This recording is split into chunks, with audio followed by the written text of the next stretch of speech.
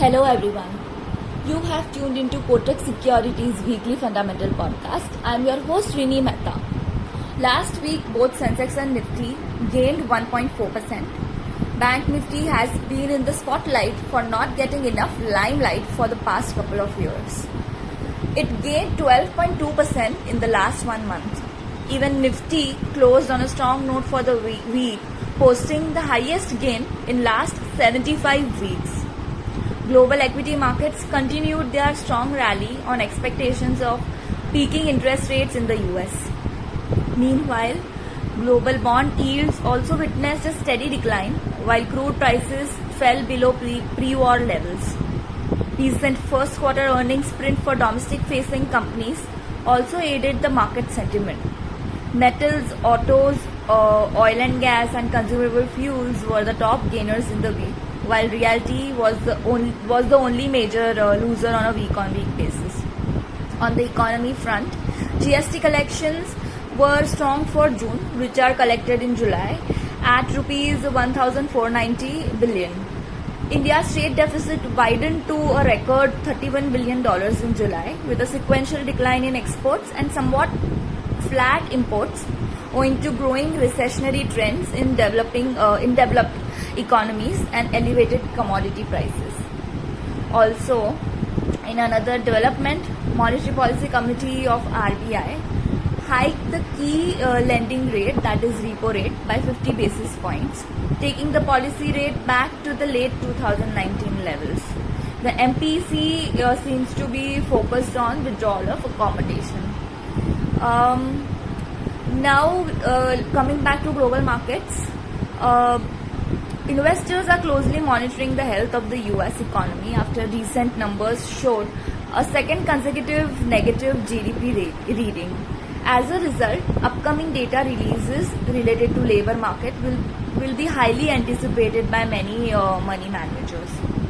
In Asia, China has chosen to overreact and use Speaker Pelosi's visit to Taiwan as a pretext to increase provocative military activity in and around the Taiwan Strait.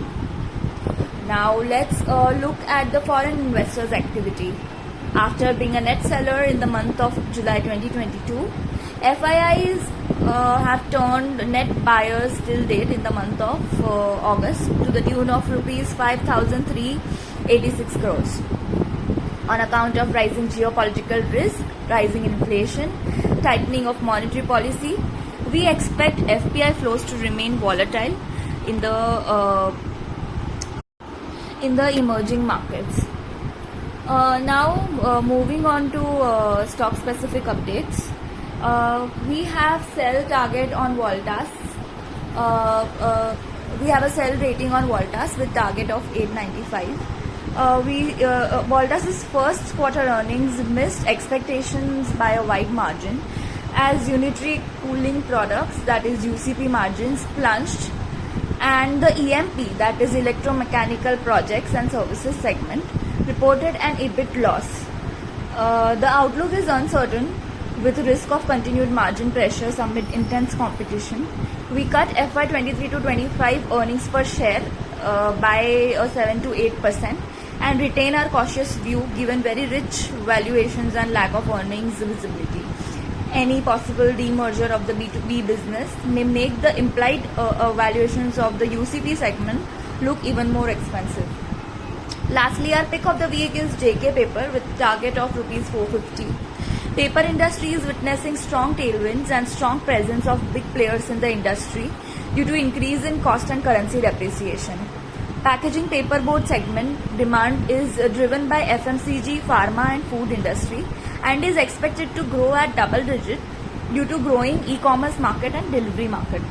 The company is one of the strong player in domestic copier paper segment, coated paper segment and leading player in packaging board post Gujarat expansion. JK Paper enjoys superior margins and has enough room to scale up the production both at Sirpur and packaging board segment than industry players and is well placed to grow steadily with the gradual improvement in demand across paper categories. We believe the current valuations of 6.2 times FY23 and 5.3 times FY24 earnings. JK Paper is trading at attractive valuations.